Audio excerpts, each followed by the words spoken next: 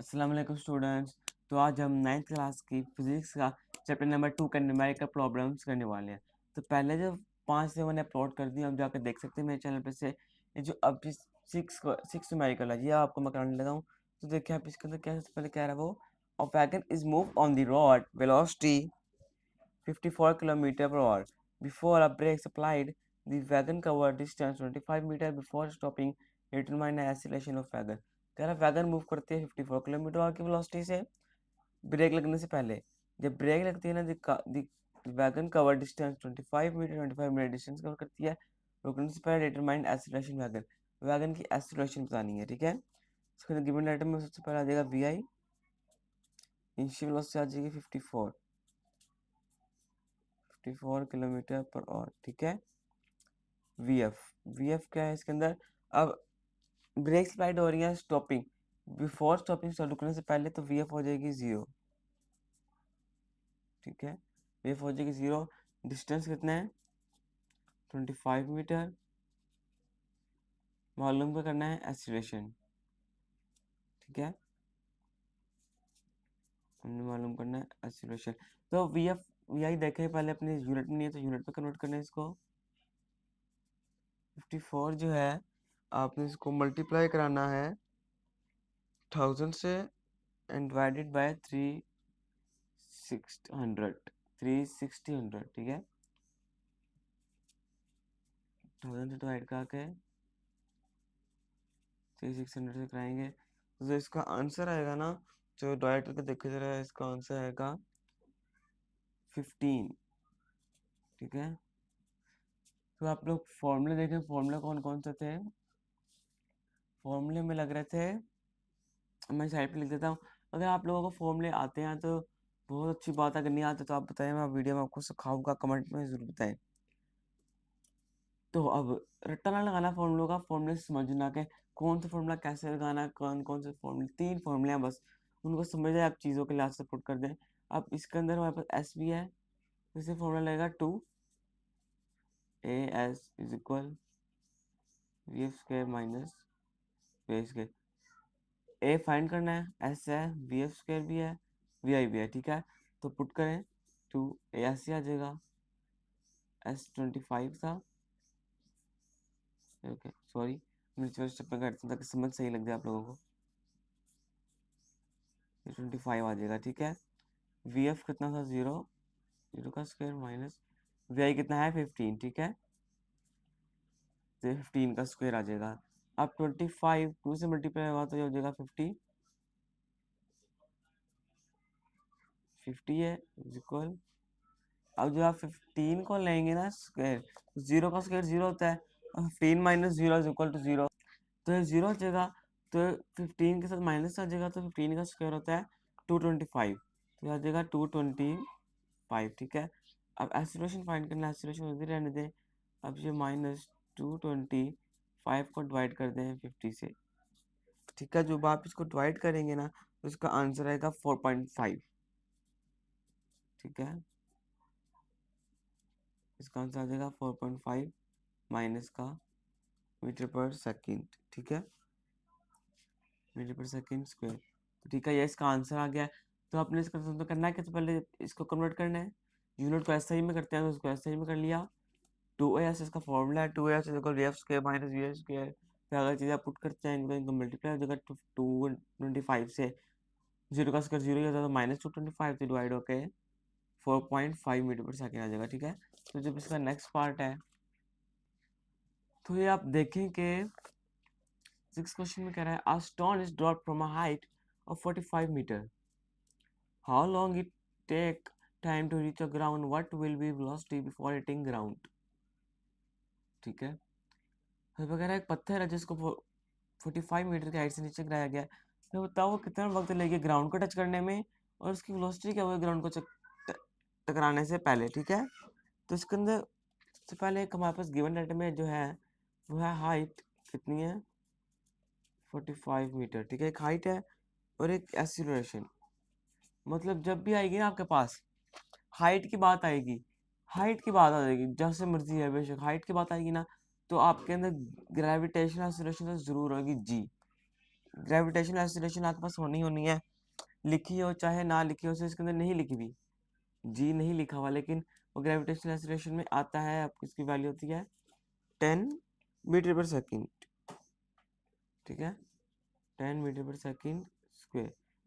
लिखी हो ना लिखी हो, आपने जी लगाना ही लगाना है हाइट में, बस हाइट में आपने जी लगाना है, मुझे सवाल होता नहीं है, ठीक है। तो हमारे पास जी आ जाएगा और एक वी आई है, drop from a height, height के ऊपर है ना, सब फेंकने से पहले आपने पकड़ी हुई है, जैसे जैसे आपने जमीन के ऊपर फेंकनी है, खड़े नहीं है आप, बॉल आपने हाथ में पकड़ी फेंकनी है, तो फेंकने से पहले उसकी वेलोसिटी क्या होगी, जीरो, वो चल तो नहीं ना रही थी, आपने पकड़ी हुई थी तो जीरो।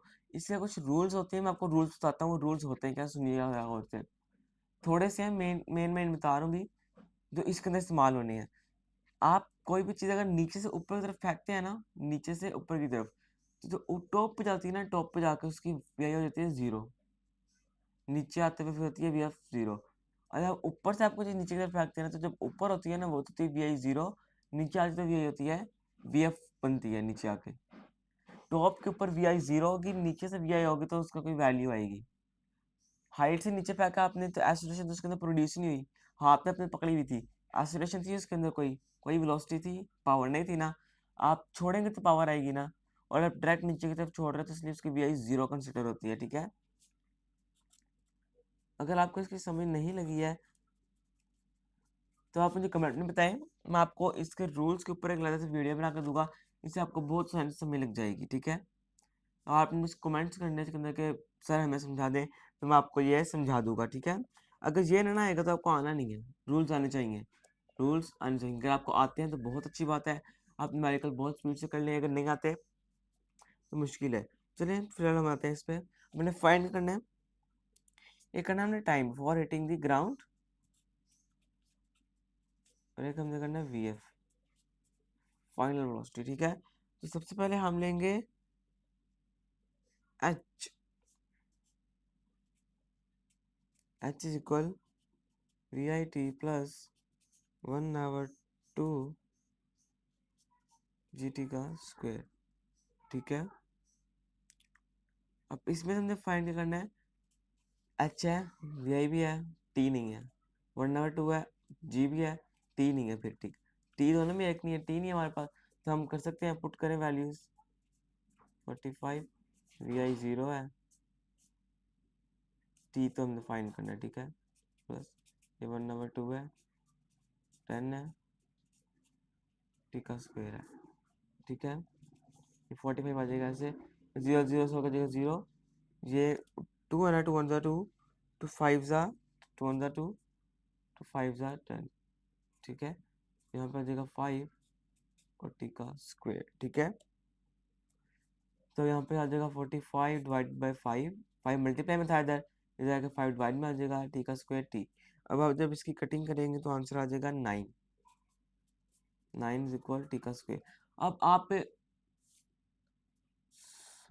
सॉरी देखें दांत तो मैं आपको 45 इज इक्वल 5 था ना, और टी का स्क्वायर था, ये टी जीरो हो जाएगा, कटिंग होगी, 5 आ गया, टी का स्क्वायर सही, मल्टीप्लाई में था 5 इधर, 5 जाके डिवाइड में आ जाएगा, ये टी या टी का स्क्वायर आ जाएगा।